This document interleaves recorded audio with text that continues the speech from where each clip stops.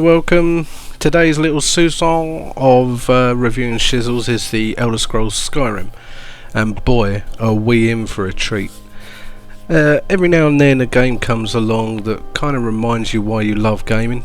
Mostly we get bombarded with promises of awesome gameplay, diverse this or that, or in fact anything to get a product noticed, and often the final game is about as interesting as a Justin Bieber documentary, and as bereft of talent. But anyway, on the 11th of the 11th 2011, a marketing man's dream release date, Skyrim came out, the 5th in the Elder Scrolls series. Now generally I love RPGs and games like Oblivion or Dragon Age Origins and so on, Fallout New Vegas, Fallout 3, that kind of thing, are in my personal top 10 of all time. But could Skyrim really take this series to the next level, or would it just promise the earth and really only deliver a small saucer of gravel? I should state from the outset that this review will be fairly in depth, but will be spoiler free. I refuse to get to the money shot before you even get undressed, so to speak. Anywho, Skyrim starts off with you about to be beheaded. Okay, so not the most cheery of starts, but it does suggest what you're kind of in for the rest of the game. Once you get past the character selection screen, you also soon find out that basically Skyrim's in big trouble. There's some significant divides between various holds throughout the land, with each Jarl, which is a kind of a king effectively, they're out for each other's blood basically. Along with the bigger holds, the smaller factions with their own set of motivations and endeavours, some very dark and mysterious ones that will get you to do all sorts of weird and wonderful things, and some good people as well. It's your choice to follow who you want, betray who you want, steal from who you want, and pursue whatever goal you personally want to achieve in settling Skyrim's problems. So let's cover a little bit of the basics now. Very early on, as is customary, you'll be asked to select your character. Now in Oblivion, while there was a fair amount of choice, the creation tool was a little clumsy, only really allowing you to customise your appearance in a fairly limited way, with most characters resembling a retired backstreet boxer no matter what you did. In Skyrim there's a lot more flexibility with this tool, and there's a lot of options to differentiate your character, something you'll realise quite quickly can be said of most aspects of the game. Now while you don't really choose a class as such at the start, the races tend to nudge you in the right direction because of the racial bonuses, although you don't really have to stick to those racial bonuses or the classes they suggest. Abilities are generally learnt from books, quests, levelling, people and so on, and you're not really limited to follow a predestined path there either, which allows you to make your own character fight in whatever way you fancy really. You can be a sword and shield warrior, a mage, an archer and so on, but you can also mix all of that up quite a bit and be a bit of everything. Now Skyrim is very good at allowing that diversity. The kind of gear that's in the game is very flexible enough to cope with most of those eventualities. As you level, you get the chance to increase your magicka, which is effectively mana as such, health or stamina. Now, while doing that, you also get a point to spend on one of the perks. Perks boost key areas of your character from their armour, trade skilling, spells, abilities, speech, and so on and so on. And as you advance in level, your perks become more and more powerful. Now, let's get on to a bit of trade skilling now. Skyrim's basically got 4 main trades. Smithing, which allows you to make all sorts of armour, weapons, jewellery and shields, all of which you can use or sell or whatever. Alchemy for those handy potions. Cooking for which is a cheap alternative effectively to potions. And enchanting for making that gear you've made or that gear you've found even more imber. Now while you're out questing, you can also catch fish, you can pick herbs, you can chop wood that you can either sell or whatever. You can mine for ore and gems, which you can use for pretty much everything you might want for yourself, but also you can use it to make money. In the case of alchemy, a fair amount can be learned through experimentation or by buying recipes. However, the hit and miss nature of this kind of way of trade skilling had me reaching for Google to find out which mats worked with which.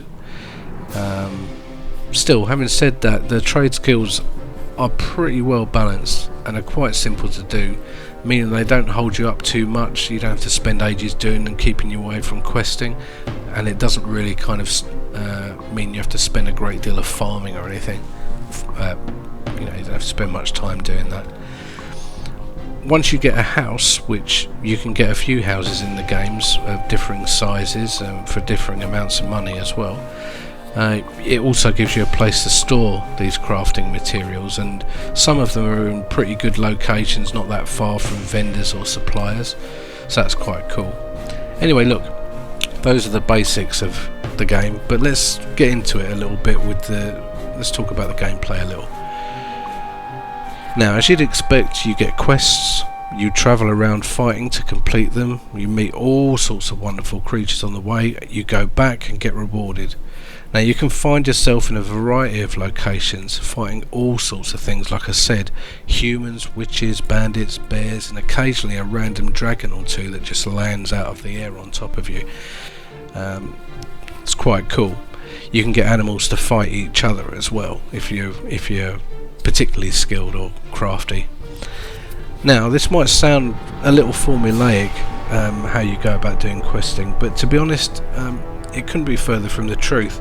Quests are pretty varied and interesting, and often take place in all sorts of different environments.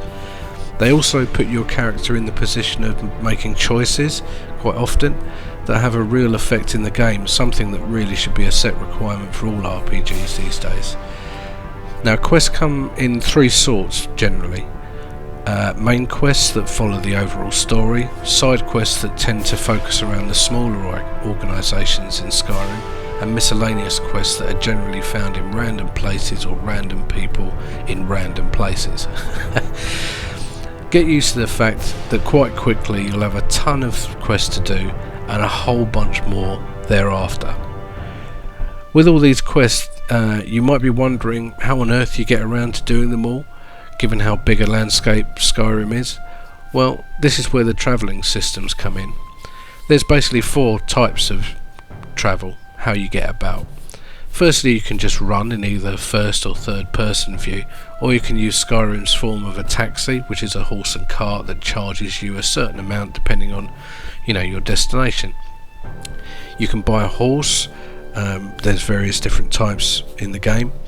Or finally, you can once you unlock a few areas, you can use the fast travel system. Fast travel makes life a lot easier, especially as in no time you'll have 80 or more locations to travel between, and you don't really want to have to ride between them, you just want to jump there.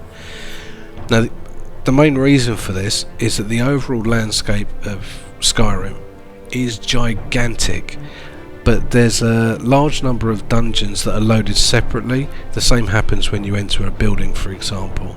Now, this kind of makes the overall experience quite seamless, and it doesn't come across as disjointed at all, while keeping the overall performance of the game fairly solid as well.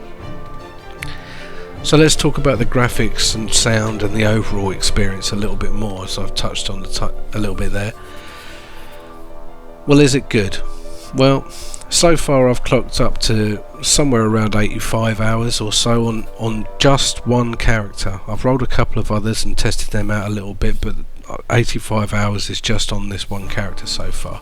I've not had a single moment of boredom, not one. Firstly, the game is simply beautiful. Every single location you go to, each dungeon you raid or corner you turn, has its own character and identity, and often quite a breathtaking look about it and feel about it. They look absolutely awesome, with terrific visual and audio detail from small butterflies and babbling brooks and all sorts of things that are well worth looking out for. Now, Oblivion at the time looked great. Dragon Age Origins looked very, very cool, quite stylish. Skyrim is almost a kind of an amalgamation of those two things, but on its own, Skyrim is simply supreme. Now currently the volume of the game is oddly quiet, despite being maxed out. There's all sorts of reasons for that, people are throwing around ideas, but it's a little bit of a shortfall for me. I was a bit bugged by that. But beyond that, the game just looks and sounds awesome. Talking of shortfalls, it would be wrong of me to give you the impression that the game isn't without minor faults, but they are really quite minor. The physics engine is a little odd sometimes, with occasional examples of weirdness going on, from floating horses, quivering corpses, or if you're like me, jiggling foodstuffs. Very strange. The game is also a beast, and the game's launcher doesn't really optimise the game much for you, meaning you have to kind of get in there and tweak your INI files a little bit, or perhaps get an address aware enabler which allows the game to use more than 2 gig of RAM to get the best performance from it, even on powerful machines. Now, having said all that, it's worth mentioning that a patch is already in the pipeline, so some of this might be entirely irrelevant. Also, despite the shortfalls, it's not like you can't play it. These points are really quite minor and are often quite different from person to person. They're not a game breaker. Another great aspect of Skyrim is the already burgeoning mod community. There's like hundreds of mods already for Skyrim that range from performance tweaks to retextures, new models of existing items, and so on and so on and so on. And of course the kind of mandatory nude patch.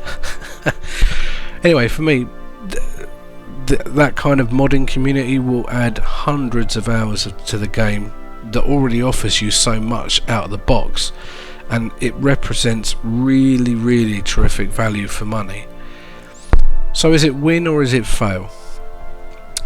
Let me just say this: if you want a great looking game that you can play for ages, extend through mods and so on, and that will offer you a significant level of fun, customization and holy crap moments, you could do far worse than Skyrim. For me, Skyrim is the best game I've played this year so far, and offers a lot more to look forward to as well. Considering the price and the modding community aspect, it's great value, and while it's not perfect in some respects, it's still the best, most flexible RPG around right now. You might be saying that's quite strong words. Well, that's my opinion. Deal with it. In other words, yeah, it is win. It's simply awesome and well worth a closer look if RPGs are your type of thing. Anyhow, as usual, my scores will come up at the end, as if you really need further confirmation of my feelings. And until next time, my friends, be Obal. Be Obal.